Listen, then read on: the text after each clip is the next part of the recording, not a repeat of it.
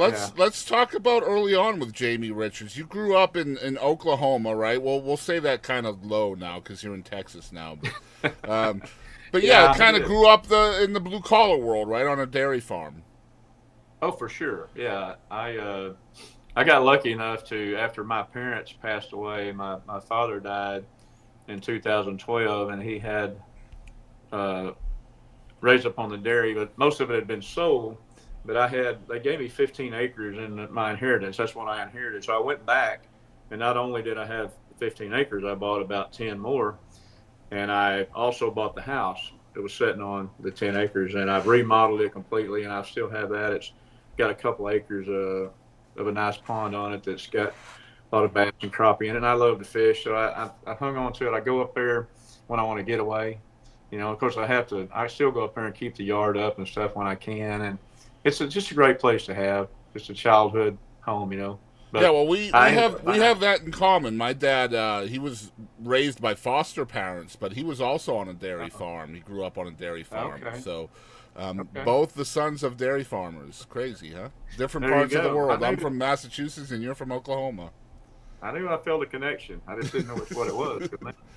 It's Yeah, hard. It's hard work though, kind of coming up on the farm, isn't it? Because I mean, you got to it do is. the. You know, yeah, you're kind of independent, but at the same time, things have to be done. And if those things don't get done, people don't eat and people don't drink and all of that stuff. I mean, That's it's true, and yeah, it's a 7 day a week, twice a day gig. yeah, I think all singers and musicians should at least milk cows at least for a year, and then they would realize how hard that yeah. job is.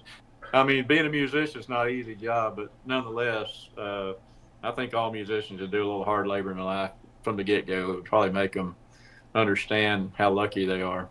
Yeah. And so, how's music finding you out there on the farm as a youngster? My mother was a piano player and a gospel singer, and my sisters both. I was the youngest of six kids. My oldest sibling is 23 years older than me. So I mean, my mother had me at like 40 years Wow. old, and Yeah.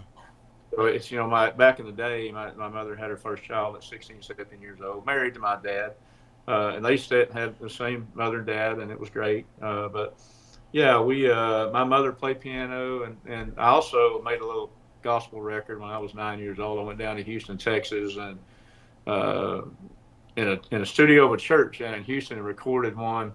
Had six songs on it. I think I was 9 years old, At and that was nine. Crazy. I was nine. Yeah, Wow. my mother played piano. I think the pastor at the time probably played bass, and we had he took me fishing on the ocean. Went down to the coast, and I think went fishing and stuff. So it was a neat deal, and I've got that little record. It looks like a 45 package. It's just a short little square, three Sounds like songs good on each. blackmail fodder to me, right? Do what now? Sounds like good blackmail fodder to me. Oh yeah, for sure. Yeah, yeah. I had my voice hadn't changed yet, so I sound like a little girl in there. Yeah, But yeah. I definitely could hit some high notes, no doubt about it. Somebody should play one of those songs on the radio and say, "This is new Jamie Richards. Enjoy." Right? I know it. I know it. I That's think awesome stuff. I've got that record around here somewhere. It'd be kind of cool to take that with me and show some people because it's so cool to have that. You should My recut it, mother. like recut it as your current self. Oh my Oh goodness, my god, that'd be cool. that would be a big change. Yeah, right. But Um, yeah, so I mean, you're growing up in obviously in a very blue collar world. Work ethic is going to be really really important. So, kind of looking back at that work ethic you learned as a youngster, how do you think you've applied that to your music career over the years?